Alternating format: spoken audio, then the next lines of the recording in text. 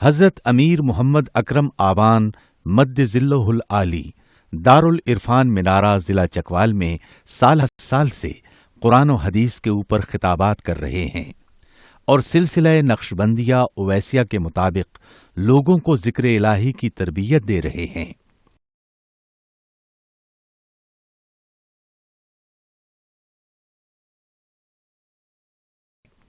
وہ قرآن پاک کی تفسیر ترتیب وار بیان کر رہے ہیں۔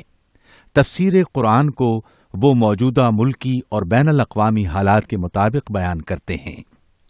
موٹر وے سے کلر کہار کے انٹرچینج سے نکلتے ہوئے کلر کہار کی جھیل سے ہوتے ہوئے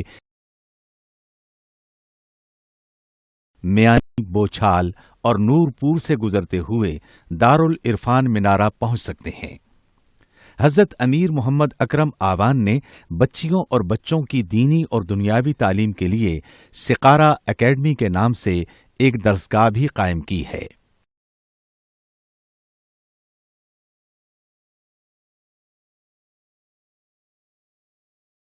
جس کا افتتاح ملک پاکستان کے صدر جنرل محمد ضیاء الحق نے اپنے دست مبارک سے کیا تھا۔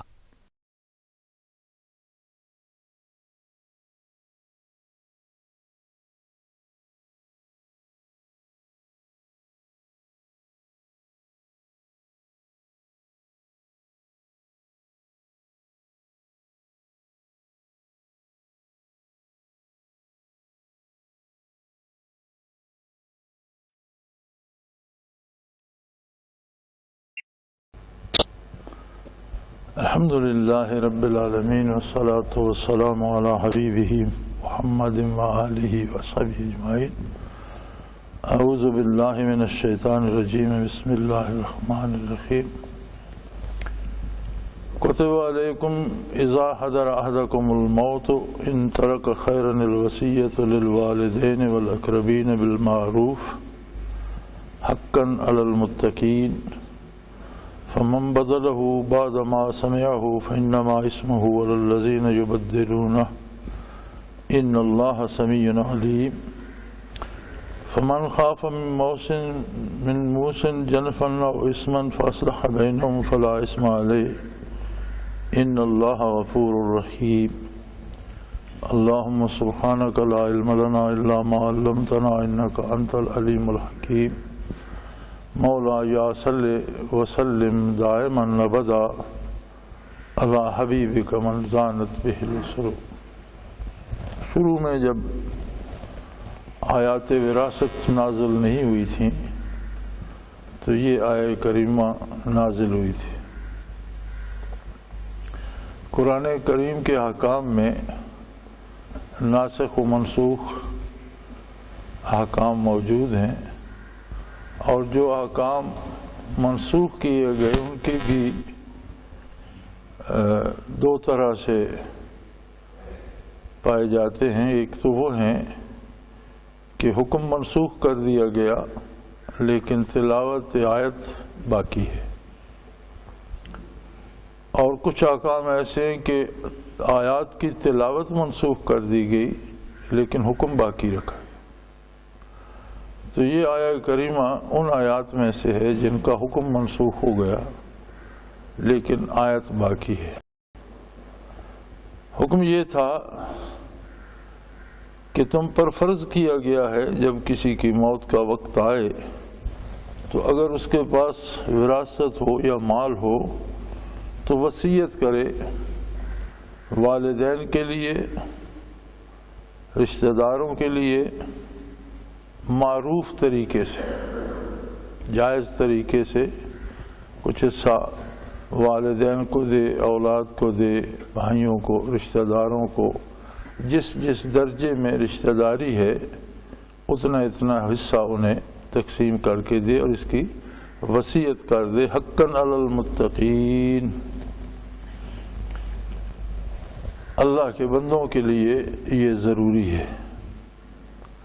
پھر اگر اس کے بعد، اس کی وفات کے بعد کوئی اسے تبدیل کرتا ہے، فمن بدلہ بعد ما سمعہ، اگر کوئی اسے سننے سمجھنے کے بعد اس میں تبدیلی کرتا ہے، فإنما اسمہ علی الذین یبدلونہ، تو اس گناہ کے ذمہ دار وہ لوگ ہوں گے جو اس میں تبدیلی کریں گے۔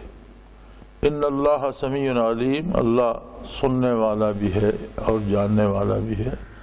جو کچھ مرنے والے نے کہا وہ اللہ اسے سنتا بھی ہے، جانتا بھی ہے، اور جو کچھ بعد والے کر رہے ہیں وہ بھی اس کے علم میں ہے، وہ جانتا ہے، وہ دیکھ رہا ہے، سن رہا ہے۔ ہاں، اگر وصیت کرنے والے سے کسی کو یہ ڈر ہو کہ اس نے جو وصیت کی ہے وہ اس میں غلطی ہے یا اس نے طرفداری سے کام لیا ہے اور یہ تو گناہ ہوگا، جرم کا ارتکاب ہوگا، فاصلح بینہم، تو وہ ان وارثوں میں اس کی اصلاح کر دے، تو وہ تبدیلی جو ہے وہ جائز ہے۔ فلا اثم علیہ، اس پر کوئی گناہ نہیں ہوگا۔ ان اللہ غفور الرحیم، کہ اللہ بخشنے والا ہے، رحم کرنے والا ہے۔ تو یہ آیت موجود تھی جب وراثت کا حکم نہیں آیا۔ جب وراثت کا حکم نازل ہو گیا تو جس میں حصے مقرر کر دیے گئے کہ اگر کوئی مرتا ہے تو اس کے والدین کا حصہ کتنا ہوگا، اولاد کا کتنا ہوگا، اور دوسرے رشتہ داروں کا، بہن بھائیوں کا کتنا ہوگا، تو وہ جب اللہ نے مقرر کر دیے تو پھر اس کا حکم ختم ہو گیا، منسوخ ہو گیا۔ لیکن آیت باقی رکھی گئی۔ آیات کی تلاوت کی اپنی برکت ہے، کلام الہی ہے، اور ہر لفظ کی اپنی کیفیات ہیں، اور اس میں اپنی طرح کی رحمتیں اور بخششیں ہیں۔ اس لیے اللہ کریم نے اس کی تلاوت باقی رکھی اور حکم منسوخ کر دیا گیا۔ اب دوسری جگہ وراثت کا حکم موجود ہے کہ کون سے رشتہ دار کو مرنے والے کی جائیداد سے یا مال سے کتنا حصہ ملے گا۔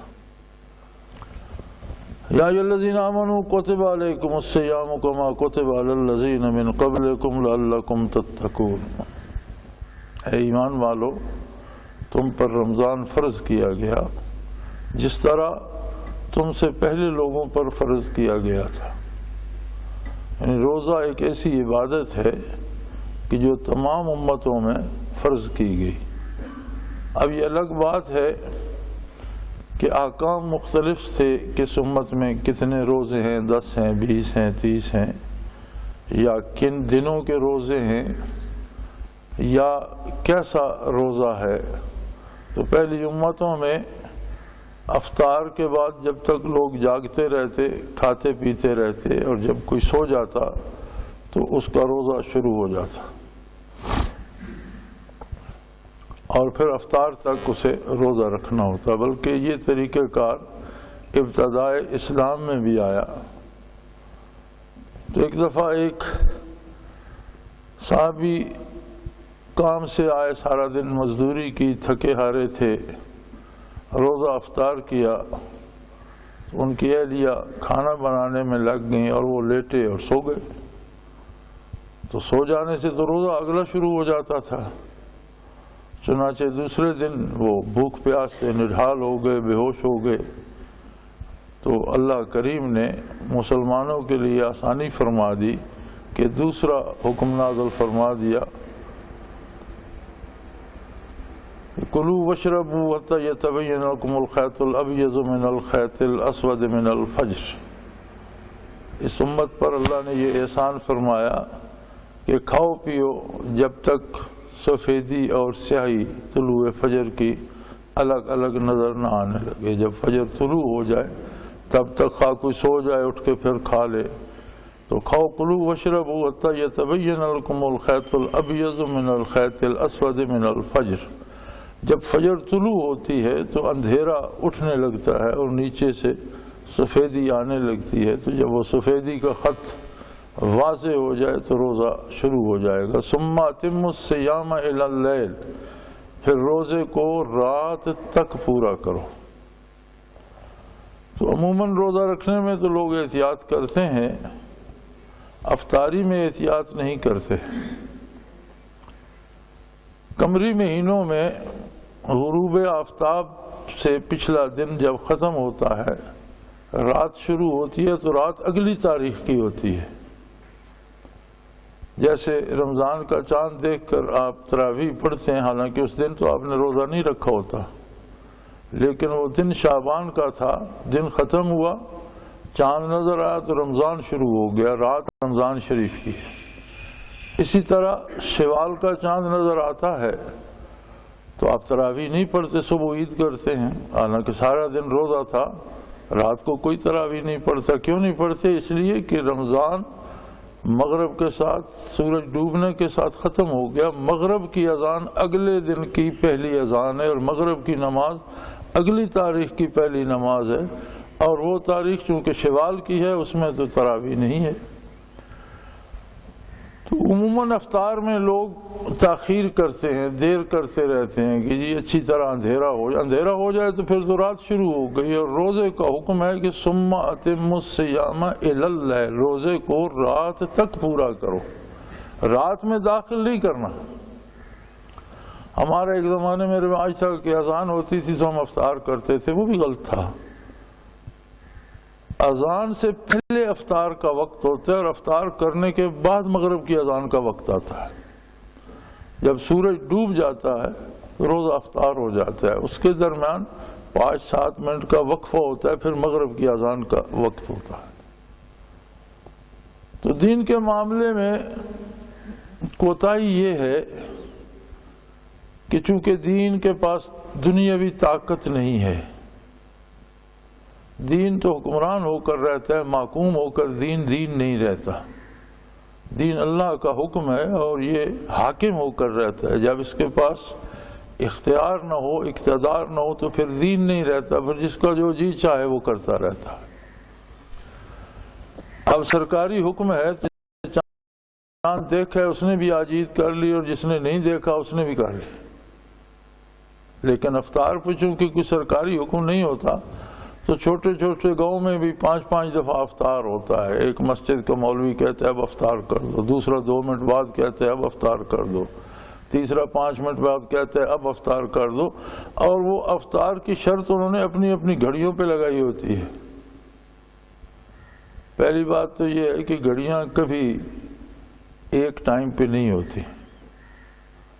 انگریزی کا ایک محاورہ ہے women and watches never cooperate, کہ عورتیں اور گھڑیاں ایک بات پہ متفق نہیں ہوتی، ہر ایک اپنی اپنی بات کرتی ہے، ہر گھڑی کا اپنا ٹائم ہوتا ہے۔ دوسری بات یہ ہے کہ روزہ اور نماز گھڑی کا محتاج نہیں ہے۔ جب نمازیں فرض ہوئی تب کوئی گھڑی نہیں تھی، اور جب روزے فرض ہوئے تب کوئی گھڑی نہیں تھی۔ آپ کو سورج کی گردش کے ساتھ وقت کی تعیین کرنی ہے۔ سورج ڈوب گیا، روزہ افطار ہو گیا، گھڑی کی مرضی جو اس کا جی چاہے کہتی رہے۔ بلکہ علماء حق فرماتے ہیں کہ ہم جو متعین کرتے ہیں کہ 2 بجے جی نماز ہوگی، تو روزانہ 2 بجے ہی پڑھنا مکروہ ہے۔ اللہ نے ایک کھلا وقت دیا ہے کہ آفتاب جب زوال پہ آ جائے اور دوپہر سے ٹل جائے تو ظہر کا وقت شروع ہو جاتا ہے، عصر تک یہ سارا وقت ظہر کا ہے۔ اب اس میں کوئی بھی نماز کسی وقت بھی پڑھ سکتا ہے، اول وقت پڑھنا افضل ہے۔ تو علماء فرماتے ہیں کہ اگر وقت نماز کا مقرر کیا جاتا ہے کہ یہ 2 بجے پڑھیں گے تو کبھی 5 منٹ کم 2 پر پڑھ لو، کبھی 2:02 پہ 3 پہ پڑھ لو، کبھی 2 بجے پڑھ لو، چونکہ گھڑی کے ساتھ نماز کو نتھی کرنا یہ مکروہ ہے، نماز مکروہ ہو جاتی ہے، اس کی اجازت نہیں ہے۔ نماز کسی گھڑی کی پابند نہیں ہے، اوقات نہار کی پابند ہے کہ زوال آفتاب سے ظہر شروع ہو گئی اور عصر تک یہ سارا وقت ظہر کا ہے، اس میں جس وقت کوئی پڑھتا ہے اس کی نماز ہو جاتی ہے۔ تو جب اللہ نے کوئی ایک وقت مقرر نہیں کیا، رسول اللہ صلی اللہ علیہ وسلم نے کوئی گھڑی کا وقت مقرر نہیں کیا، تو کسی تیسرے کو کیا حق ہے کہ وہ ایک وقت معین کر دے؟ بلکہ علماء ایسے فرمایا کرتے تھے، مفتی اعظم پاکستان رحمۃ اللہ تعالی علیہ فرماتے تھے یہ ٹن کی نمازیں مکروہ ہیں، کہ گھڑی نے ٹن کی اور نماز کھڑی ہو گئی، فرماتے تھے اس سے نماز مکروہ۔ وہ کہتے تھے یہ ٹن کی نمازیں ہیں، وقت کی نمازیں نہیں ہیں۔ اور گھڑیوں کی عجیب بات یہ ہے کہ آپ جتنی گھڑیاں، ایک مسجد میں 10 گھڑیاں لگی ہوں گی، 10 پہ تھوڑا تھوڑا فرق ہوگا۔ ایک مشین ہے، کوئی تھوڑی سی تیز چل جاتی ہے، کوئی آہستہ، ہر بندے نے گھڑی باندھی ہوگی، 1 منٹ کا فرق ہر میں موجود ہوگا۔ تو روزے کے لیے شرط یہ ہے کہ سپید سحر نمودار ہو تو روزہ بند کرے، بعض لوگ کہتے ہیں احتیاطاً بہت جلدی کر لینا چاہیے، وہ بھی درست نہیں ہے۔ خود عہد نبوی میں ایک صحابی تھے حضرت عبداللہ ابن ام مکتوم رضی اللہ تعالیٰ عنہ، اور وہ نابینا تھے، تو چونکہ نابینا تھے وہ زیادہ احتیاط کرتے تھے، ہر ایک سے پوچھتے رہتے تھے بھائی صبح طلوع ہو رہی ہے کہ نہیں، وہ ذرا جلدی اذان کہہ دیتے تھے۔ تو کچھ صحابہ نے یہ عرض کیا بارگاہ نبوی میں کہ یا رسول اللہ، حضرت عبداللہ رضی اللہ عنہ جلدی اذان کہہ دیتے ہیں اور بلال رضی اللہ تعالیٰ عنہ اس کے کچھ دیر بعد 5-7 منٹ 10 منٹ بعد اذان کہتے ہیں۔ آپ نے فرمایا ابن مکتوم نابینا ہے، اس کی اذان پہ روزہ بند نہ کرو، جب بلال اذان کہے تب روزہ بند کیا کرو، وقت ہو جائے تو روزہ بند کرو، وقت سے پہلے بند کرنا یہ درست نہیں ہے۔ ہاں اتفاقاً ایک آدمی پہلے کھا پی چکا پھر اس نے کچھ نہیں کھایا، یہ اور بات ہے، لیکن اہتمام سے بند کر دینا اور روزہ نہ کر دینا یہ درست نہیں ہے۔ جب تک طلوع سحر نہ ہو، جب تک سپید سحر نمودار نہ ہو، تاریکی اور سفیدی میں خط فاصل نظر نہ آ جائے، تب تک روزہ رکھنے کا وقت ہے اور تب تک سحری کا وقت ہے، اور سحری کھانا سنت ہے بجائے خود افضل ہے۔ بالخصوص ہماری کوتاہی ہوتی ہے افطار میں، تو روزے کو آپ اگر اگلی رات کے اندر داخل کر دیں گے تو وہ مکروہ ہو جائے گا، بلکہ حکم ہے اتموا الصیام الی اللیل، رات تک روزے کو پورا کرو، اگلی رات میں داخل نہیں کرنا۔ تو مغرب کی اذان اگلے دن کی پہلی اذان ہے۔ اسلام میں دن شام سے شروع ہوتا ہے اور پھر شام پر ختم ہوتا ہے، جس طرح یہ شمسی تاریخیں جو ہیں یہ رات 12 بجے بدلتی ہیں، اس طرح اسلامی تاریخیں جو ہیں یہ سورج ڈوبنے کے ساتھ تبدیل ہو جاتی ہیں۔ تو پہلی امتوں پر بھی روزے فرض کیے گئے، 40 دن کے بھی روزے تھے۔ حضرت موسیٰ علیہ نبینا علیہ السلام نے کوہ طور پر 40 دن روزہ رکھا، 30 دن کے بھی تھے، 20 کے بھی ہوں گے، 10 کے بھی ہوں گے۔ اور ایک بات عجیب تھی کہ افطار کے وقت سے جب تک کوئی جاگتا رہا، کھاتا پیتا رہا، جب سو گیا تو اس کا روزہ شروع ہو گیا۔ تو یہ امت محمدیہ پہ اللہ کریم نے احسان فرمایا کہ ایک ماہ مبارک معین فرما دیا، اور اس معین مہینے میں بھی پھر اوقات معین فرما دیے کہ سپید سحر تک، یعنی دن کا روزہ رکھا اور رات کا معاف فرما دیا گیا۔ یہ آسانی فرما دی گئی کہ طلوع فجر کے ساتھ روزہ رکھے اور رات میں داخل نہ کرے، رات ہونے سے پہلے ختم کر دے۔ روزہ ہے کیا؟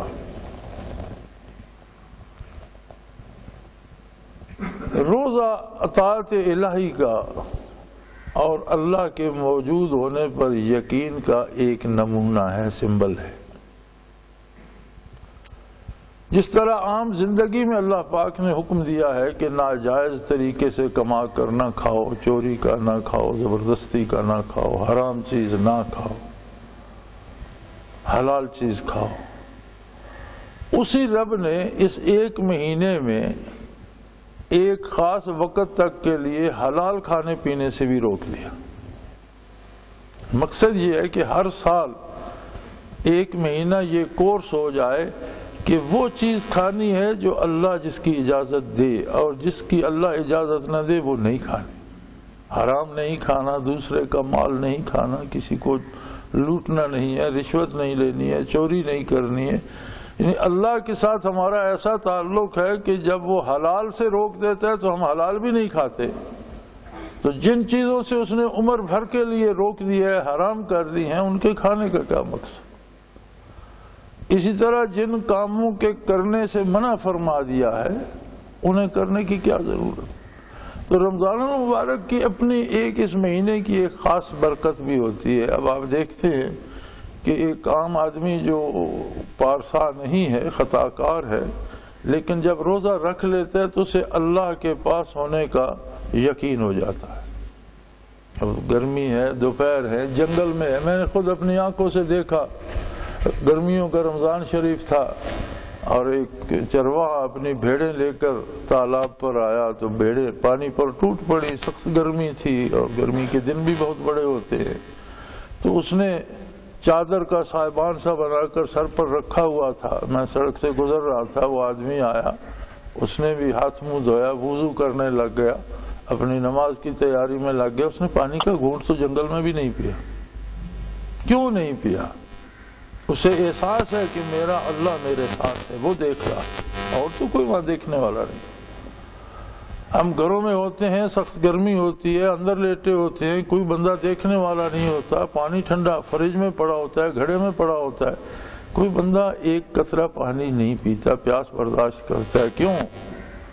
اسے یہ احساس ہوتا ہے رمضان شریف کی برکت سے کہ میرا اللہ دیکھ رہا ہے, میرے پاس میرا اللہ ہے اور میرا اللہ میری ہر حرکت. تو روزے کا مقصد یہ ہے کہ باقی زندگی میں بھی, باقی 11 مہینے بھی ہم اپنے اللہ کو اپنے ساتھ رکھیں. ایک مہینے کی تربیت کا حاصل یہ ہے کہ رمضان المبارک گزر جائے تو ہم اپنے اللہ کو اپنے ساتھ رکھیں. پھر رمضان شریف کی برکات میں یہ ہے کہ تمام چھوٹے بڑے شیاطین قید کر دیے جاتے. لیکن یاد رکھیں, ابلیس قید ہوتا ہے, ابلیس کی اولاد قید ہوتی ہے. جو انسان شیطان بن جاتے ہیں وہ قید نہیں ہوتے. جو جن شیطان بن جاتے ہیں, شیطان کی پیروی کرتے کرتے, وہ قید نہیں ہوتے. اس لیے آپ نے دیکھا کہ رمضان المبارک میں جرائم میں, قتل و غارت گری میں, ظلم میں کوئی فرق نہیں پڑتا. ہم سارا سال تو ہر جرم ابلیس کے ذمہ لگاتے رہتے ہیں کہ مجھے شیطان نے بہکا دیا. اب رمضان المبارک کا چاند طلوع ہونے کے ساتھ شیطان تو قید ہو گیا, اور شوال کا چاند آنے تک 1 مہینہ وہ قید ہے. تو یہ جو قتل و غارت گری رمضان المبارک میں ہو رہی ہے, یہ ابھی میں اگلے دن خبر پڑھ رہا تھا, یہ جھاٹلے کا بچہ جو قتل کیا گیا, پھر اس کے ٹکڑے بنائے گئے, پھر سر الگ ہے, بازو الگ ہے, دھڑ الگ ہے, ٹانگیں الگ ہے, جی ہم دور پھینکنے جائیں گے. کتنا ظلم ہے, کس قدر سفاک ہے انسان کہ دوسرے انسان کو مرنے کے بعد بھی اس طرح سے اس پر ظلم ڈھائے جا رہا ہے. تو شیطان تو قید تھا. اس کا مشورہ کس نے دیا؟ انسان خود شیطان کی پیروی کرتے کرتے شیطان بن جاتے. اور نبی کریم صلی اللہ علیہ وسلم کا ارشاد ہے کہ انسانوں سے جو شیطان بن جاتے ہیں یہ اس شیطان سے زیادہ خطرناک ہیں جو جنوں میں سے. اس لیے کہ وہ صرف آپ کے دل میں خیال ڈال سکتا ہے. آپ تحفظ پڑھیں, اللہ اللہ کریں, ذکر کریں, اللہ کو یاد کریں تو خیال رفع ہو سکتا ہے.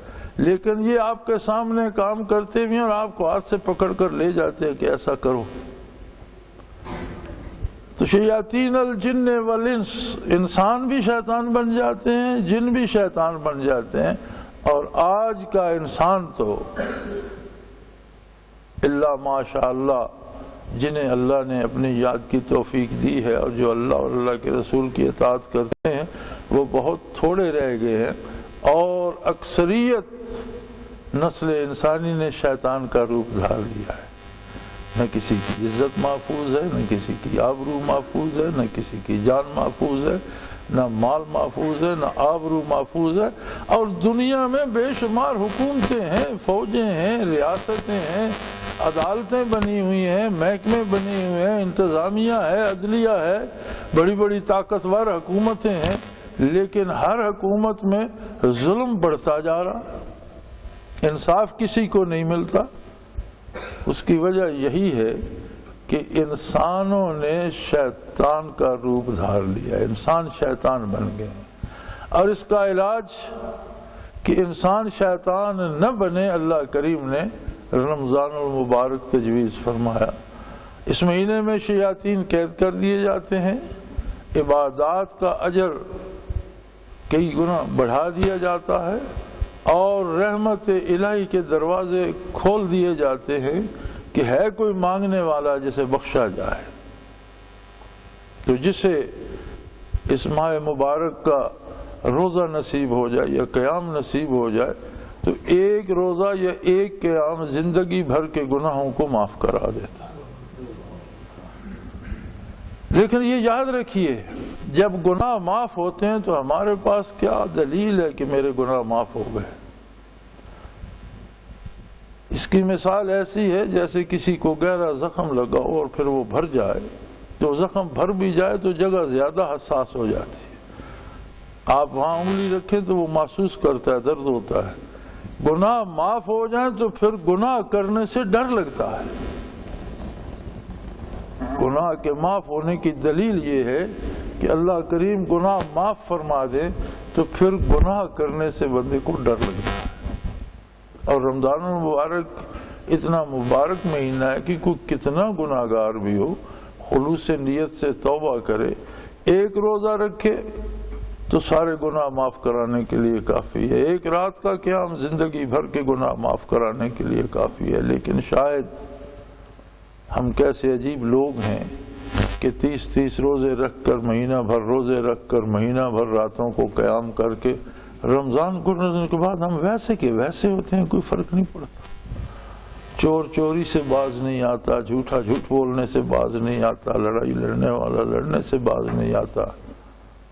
تو یہ بہت بڑی بد نصیبی ہے۔ رمضان کے بعد اپنا جائزہ لینا چاہیے۔ نبی کریم صلی اللہ علیہ وسلم نے فرمایا من صام رمضانا ایمانا و احتسابا، جس نے رمضان کا روزہ ایمان کے ساتھ کہ اللہ میرے پاس موجود ہے، کتنی عجیب ایک قوت روزہ پیدا کر دیتا ہے کہ تنہائی میں بھی، رات کی تاریکی میں بھی، اندھیرے کمرے میں بھی بندے کو احساس ہوتا ہے کہ میرا اللہ میرے پاس موجود ہے۔ وہ پانی کا گھونٹ نہیں پیتا کہ اللہ کی اجازت نہیں ہے۔ پھر وہ بندہ چوری کیسے کرتا ہے، برائی کیسے کرتا ہے، قتل کیسے کرتا ہے؟ وہ بات بھول جاتا ہے نا کہ میرے پاس میرا اللہ موجود ہے یا اللہ دیکھ رہا۔ تو یہ محض ایک مشقت نہیں ڈالی گئی کہ دن بھر لوگ بھوکے رہیں اور پھر کھائیں پیئیں، بلکہ روزی بچائی نہیں گئی۔ دیکھا یہ گیا ہے کہ رمضان شریف میں غیر رمضان کے ہر کا خرچ بڑھ جاتا۔ عام دنوں میں لوگ اتنا خرچ نہیں کرتے جتنا سحری و افطاری پہ کرتے ہیں۔ کھا تو ہم زیادہ جاتے ہیں، روزی بچتی تو نہیں ہے۔ ہوتا یہ ہے کہ حضور حق نصیب ہوتا ہے کہ میرا اللہ میرے ساتھ ہے، میرے پاس موجود ہے، اور ایک لمحے کا حضور حق زندگی بھر کے گناہ معاف کرا جاتا ہے۔ اور جن کے معاف ہوتے ہیں انہیں ایک احساس عطا ہو جاتا ہے کہ انہیں پھر گناہ کرنے سے ڈر لگتا ہے، اللہ کی اطاعت میں آ جاتے ہیں۔ اور اس کا مقصد بھی یہ ہے لعلکم تتقون، تاکہ تم پرہیزگار بن جاؤ، تم نیک بن جاؤ، تمہیں اللہ کے قرب کا احساس ہو جائے۔ روزہ رکھنے کا مقصد بھی یہ ہے۔ اسی طرح زبان کا روزہ ہے کہ جھوٹ نہ بولے، بلکہ حضور اکرم صلی اللہ علیہ وسلم نے فرمایا کہ اگر تم روزے سے ہو اور کوئی تمہیں گالی دیتا ہے تو جواب میں گالی نہ دو، اسے کہو بھئی میں روزے سے ہوں۔ تم نے تو گالی دے لی لیکن میرا روزہ ہے، میں زبان کو آلودہ نہیں کرنا چاہتا۔ بری بات نہ کہو، برا سوچو نہیں، برائی کا ارتکاب نہ کرو، اور کم از کم اس ایک مہینے کی جو ایکسرسائز ہے اسے 11 مہینے تو چلاؤ، پھر رمضان المبارک نصیب ہو جائے گا۔ تو یہ مہینہ صرف روزوں کا نہیں، حقیقتاً یہ تبدیلی کا مہینہ ہے۔ یہ ایک بھٹی ہے جس میں جیسے سونے کو ڈالا جاتا ہے تو اس سے سارا کھوٹ نکل جاتا ہے اور وہ صاف ستھرا ہو جاتا ہے۔ بندہ مومن کے لیے یہ 30 دن، یہ ایک مہینہ ایک بھٹی ہے جس میں سے وہ کندن بن کے نکلتا ہے، اور اللہ کریم اس پہ استقامت دیں اور آئندہ نیکی کی توفیق پہ قائم رکھیں تو وہ اب بندہ اپنے روزے کے مقصد کو پا جاتا ہے۔ وآخر دعوانا ان الحمدللہ رب العالمین۔